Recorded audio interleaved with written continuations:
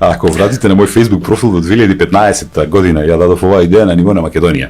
Да се оди со можност за референдумско гласање, не во смисол референдум нели по устав, него консултации со граѓаните за одредени проблеми. Може сега, да се, доколку ја имам таа можност, затоа и се кандидирав како граначалник на струја, тоа ќе биде едно од првите нешта што ќе ги имплементирам. Тоа ќе биде апликација и преку веб страна во секој случај, која што ќе прибира мислења од граѓаните од една страна, а од друга ќе се ставаат одлуки за самите граѓани да бидат инволвирани во целиот процес. Значи тоа веќе функционира во Швајцарија, па тие на секои 2 недели имаат референдум.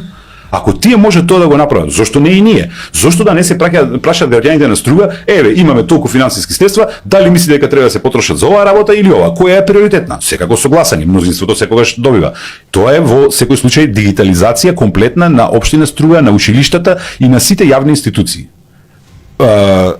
Има еден друг проблем, колку што знам, од своја информација има многу луѓе кои што добиваат пари а не одат на работа, тоа ќе престане, нема да постои и секој што доаѓа на работа ќе мора да дојде точно во определено работно време, да се логира, значи со картичка и да се одлогира кога ќе замине на работа. Значи да се знае дека луѓето се тука. Не може на друг начин. Има и други технологии кои ќе ги спроведам за да знам дали се тука, но тоа нема да го кажам сега, тоа се сепак работи на мојата професија.